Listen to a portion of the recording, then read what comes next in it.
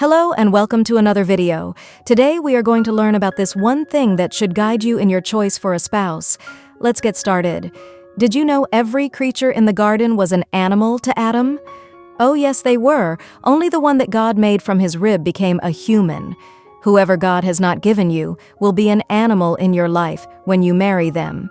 The only person who will not be an animal in your life will be the very person God gave to you. Apostle Takim explains this truth further. And the Lord God said, "It is not good that the man should be alone. I will make him a helper comparable to him."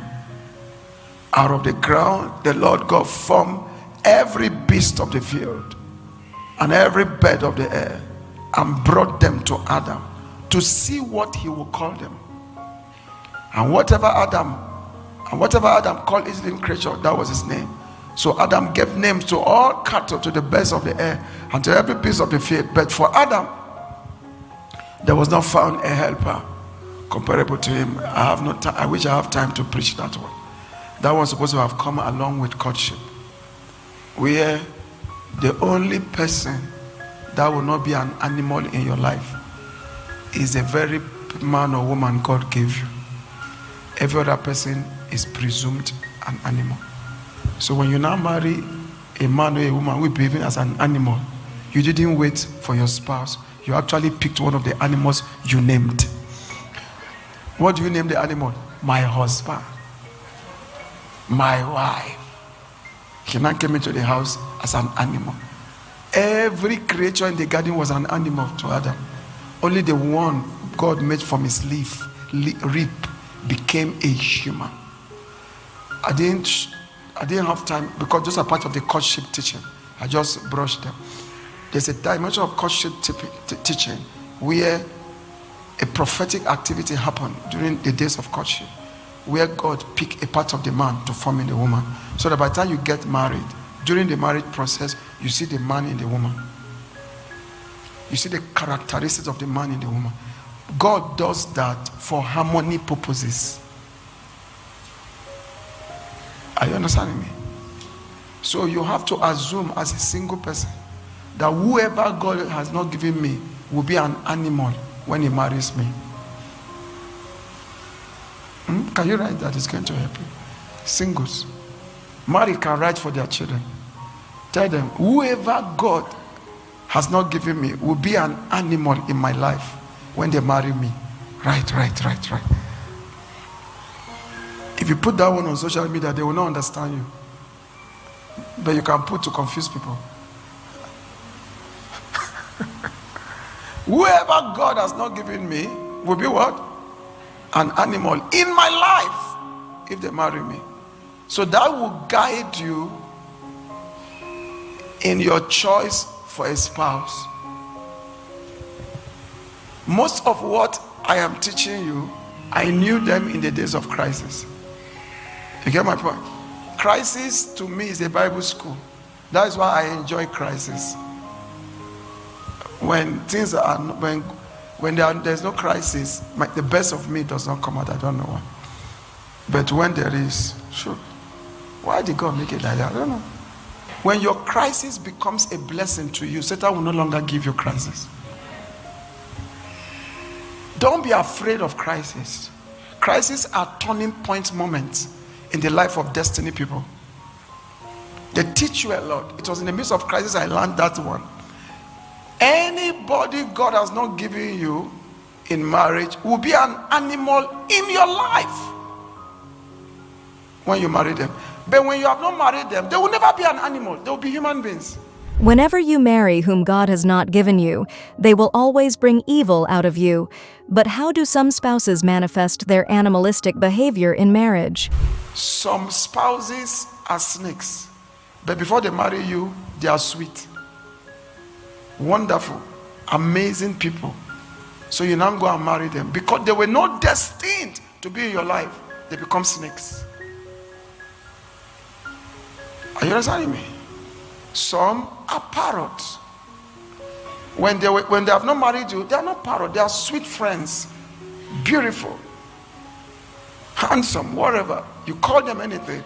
But once you call them my husband or my wife. Once you name them, the person becomes a parrot. That means I'm not your husband, I'm not your wife. Talk, knock until you become mad. You were sane before, until you become insane. People can bring good out of you and they can bring evil out of you. I didn't have time to teach you that if you marry who God gave you, they will not bring evil out of you, they'll bring good out of you.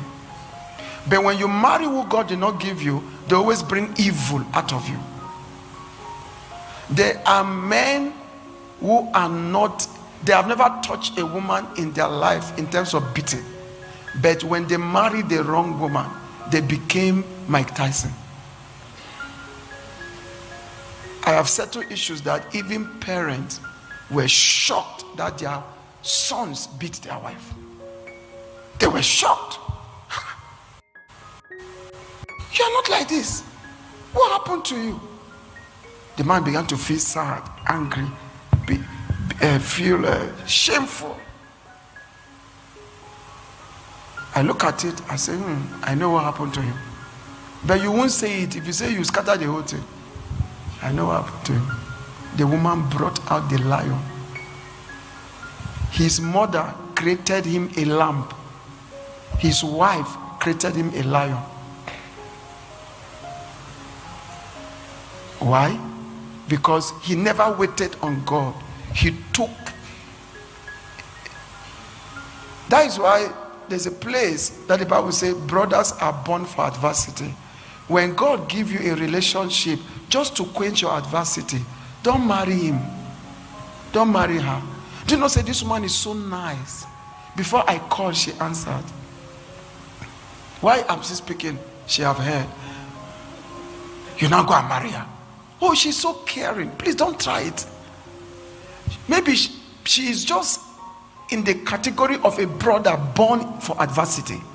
The Lord just bless you with that relationship to make your life beautiful, not for you to marry. Because the principle is when you bring in who ought not to be in your life, they become an animal. So that caring sister, the day you call her wife, she becomes knife. Finally, Apostle Takim talks to us about the role of daughters and sons in a home. He tells us that women are censors of destiny. While daughters are to function as censors, sons should function as soldiers in homes. Daughters should be more sensitive than sons, because women are built to be sensitive. Women are there's this communication equipment that works in sensitivity. How do they call it? According to sensors, yes. Women are the sensors of destiny. So God have to bless a father with sons and daughters. Daughters are to operate as sensors. Sons are to operate as soldiers. You get my point? So your daughter can sense when the danger is coming and warn you, the father. While your son cannot sense any danger, but once it shows up, he deals with it. So that's why God gives fathers sons and daughters. If you're a daughter, your role, among other things, it should be a censor. When God gives you a wife, she operates like a censor. If you watch Dr. Mokwai and his wife, you can see how that woman operates as a censor around him. Even when they sit in meetings, you can tell. When you look at her face, you can know this woman is like a watchman around the husband. Not watching against girls, no. Watching out for his welfare. He knows when he needs water. He knows when he's tired. He knows when he needs rest, some rest. He knows when he needs to eat what kind of food at what time. So that is it. A woman is like a sensor that senses things. So that is why when they sense and they begin and you don't understand what they have sensed, it could lead to nagging. It could lead to them talking. They could be pushing somebody away from you, that you have not sensed anything, and you see them as wicked. That's how a woman is built to function. So as a man, you have to calm down and check. Is she doing this thing out of foolishness or out of sensing? When you know it's out of sensing, if you don't take correction, what was to be protected will hit you. That's how God built women. Thanks for watching. Remember to subscribe and to watch other videos on our channel. See you in our next video.